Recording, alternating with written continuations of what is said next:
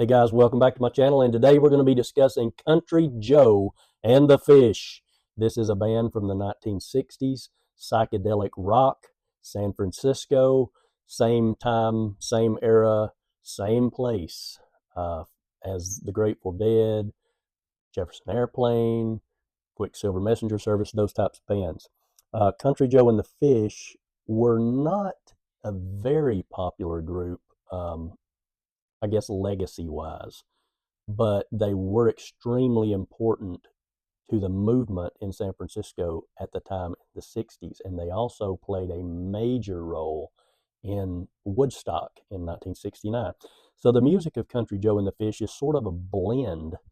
I like to, I guess I would consider it a sort of cornucopia of different styles of psychedelic rock. They're very quirky. They have a very sarcastic and rebellious side to them, like many of those 60s bands. Uh, they're very trippy and have some sort of haunting style of songs as well. So it's sort of like a blend. You'll get like this blend of rock and sort of trippy psychedelia, and then you got these sort of country sounding anthems. So it's just like a whole blend of different things. Very versatile, for sure. And their music sort of paints a picture for you. It's whereas I've described the Moody Blues as being cinematic, this one is more of a oil painting or watercolor or whatever. Or it could be described as like a psychedelic trip. I guess some of their songs. But they only had 6 albums, 6 studio albums. So we're going to be ranking those 6 studio albums from my least favorite to my favorite. And we're going to go ahead and get started with number 6, and that's going to be Reunion. Reunion is exactly what it sounds like. It's an album that was released in the 70s, and it is a reunion of Country Joe and the Fish, the band coming back, and they're trying to navigate the musical changes of the 1970s and sort of incorporate themselves into it. I don't really think that they meant to start over or anything like that. I think it's more of a return to nostalgia in a way, but a callback in a way, but I just don't think it resonates um, like the band did prior to releasing this album. The way they resonated in the late 60s, it's like they're trying to return to form of some sort, but they just sort of miss the mark. I don't think the spark is there anymore. This album, it sounds more 70s than 60s to me. I've described like when bands come back for a reunion album, they sound different.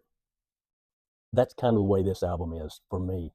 There were a few commendable efforts, I suppose, on the album. I enjoyed Time Flies By as a song, and Gibson's song. Those were 2 songs that I found enjoyable, but I really don't go back to this album that much. So we're going to move on to number 5, and this is called Here We Are Again. This was released prior to the reunion album. So is it another type of reunion album? This is more of a reflective and introspective, I think, record from Country Joe and the Fish. They're moving in a sort of gentler rock folk territory. Um, I think it's a lot of warm instrumentation on this album. They don't have the sort of raw revolutionary energy that they had in the previous albums. Um, but it's a different sort of album. As far, I think it's worth exploring. You may find some material that you enjoy on it. Um, I think that this album is really a step down from what we'll talk about coming up, and that's why I've got it ranked at number 5. But it's still better than Reunion. My favorite tracks off this album are Donovan's Reef and Doctor of Electricity. But I will say there is a live album. I can't recall it right off the top of my head right now, where Country Joe and the Fish do these 2 songs on the live album, and their extended versions. They're much better. So again, even though they're 2 of my favorite songs off this album, there's better versions of those songs on that live album. So we're going to move on to number 4. And number 4 is going to be the album Together. Together sort of marks a shift for Country Joe and the Fish, moving toward a more accessible rock sound. They do retain some elements of psychedelia, but not too much. And they do still have the political edge, I suppose. This is more like a blend of catchy, dancey sort of music, I suppose. It's sort of like, um, if I could describe a conventional sort of album as opposed to the experimental sort of album that they would release prior. Um, my favorite songs off this album are rock and soul music. Now, you heard this song if you watched the Woodstock movie. There's also a song called Susan. I enjoy that one. And Away Bounce My Bubbles. And yeah, that's about as psychedelic as you're thinking. That's that's what this song is. They're very experimental. But this one's called Together, number 4.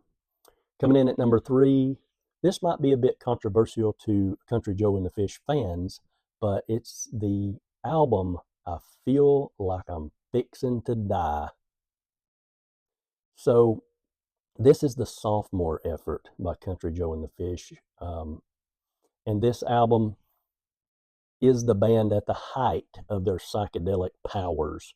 Um, that song, I Feel Like I'm Fixing to Die Rag, is what they call it. You heard that if you saw the Woodstock movie, or if you happen to be at Woodstock at the time, as many people claim to be, or have been rather. Yeah, it's sort of a tongue-in-cheek album. It's very psychedelic, but it's more of a whimsical psychedelic album. Very biting satire on the Vietnam War. They do have some softer moments on that album, song Janice. It's more of a reflective song. So it's sort of, even though it's the sophomore effort, to me it's a step down from the debut album, which we'll discuss later.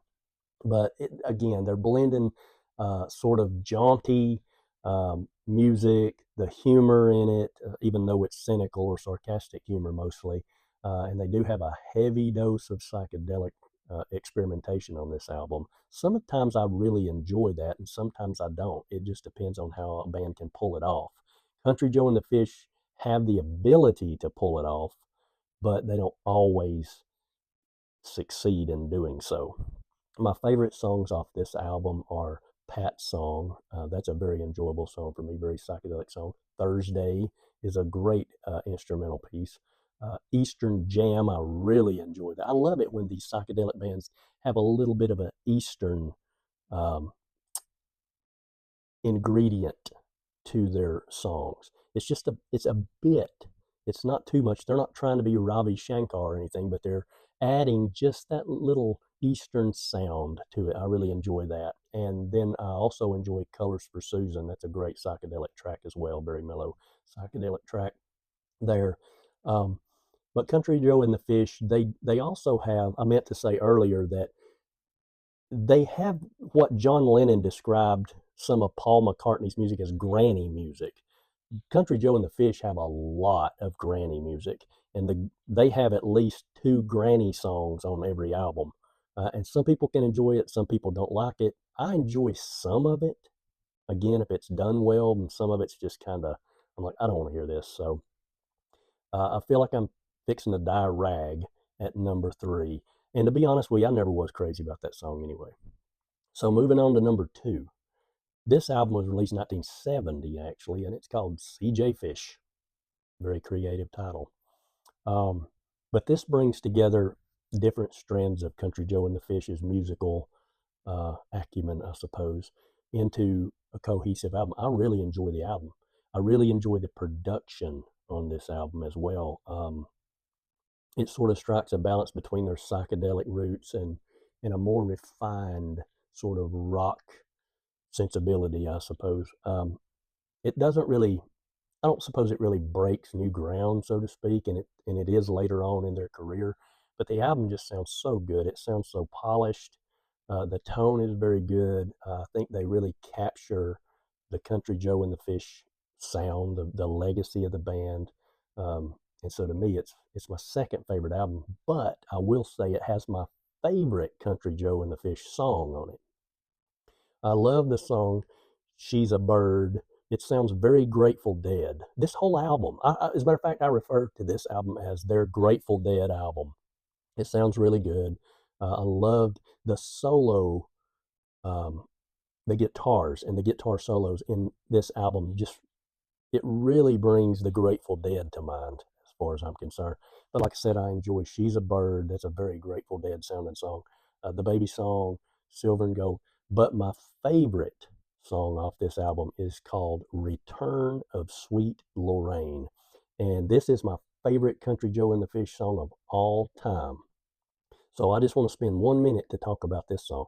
This song is an extremely haunting melody. He's described. It's very reflective, um, but it's almost. I feel like he's calling for a time that maybe wasn't so good, but that he misses it. It's strange, but it's like if you've ever had a relationship that maybe wasn't so good, but there were times that when you were at your worst moments that you actually missed it, or missed maybe your illusion of what you thought it was. You know, they say we glorify the past a lot. So I really feel like this song is glorifying maybe a not so glorious past, but the effort that they put in this song is so good. I mean, it's so good. I love it. It's my favorite song of all time by this band. So now we're going to move on to my number one Country Joe and the Fish album, and that is called Electric Music for the Mind and Body. This was released in 1967. It is a landmark psychedelic rock album. The songs range from, I guess, what you can say, poignant, surreal, political, rockin'. It creates a sort of blend of all these styles into a psychedelic rock album. It's a masterpiece psychedelic rock album. Section 43 is an instrumental that is a master class, I suppose, in instrumental build-up and creating a sort of hypnotic tension, an atmosphere. They played that as well at Woodstock.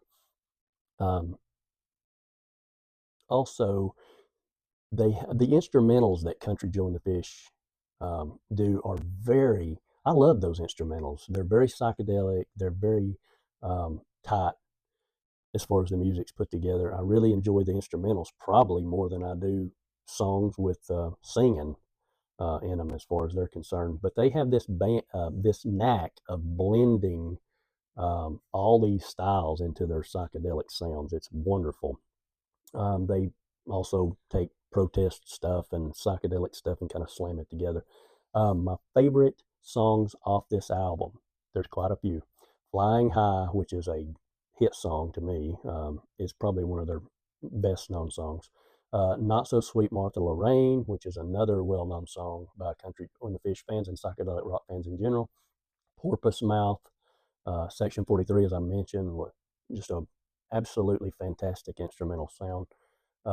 Bass Strings, another one. Oh my gosh, if you've never heard Bass Strings off this album, I recommend it. Matter of fact, I recommend you go listen to that right now. Um, and then Grace, it ends on Grace, which is a song dedicated to Grace Slick of the Jefferson Airplane.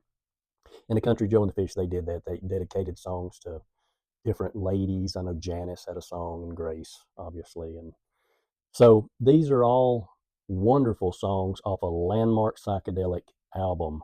The number one album for me, Country Joe and the Fish, is Electric Music for the Mind and Body.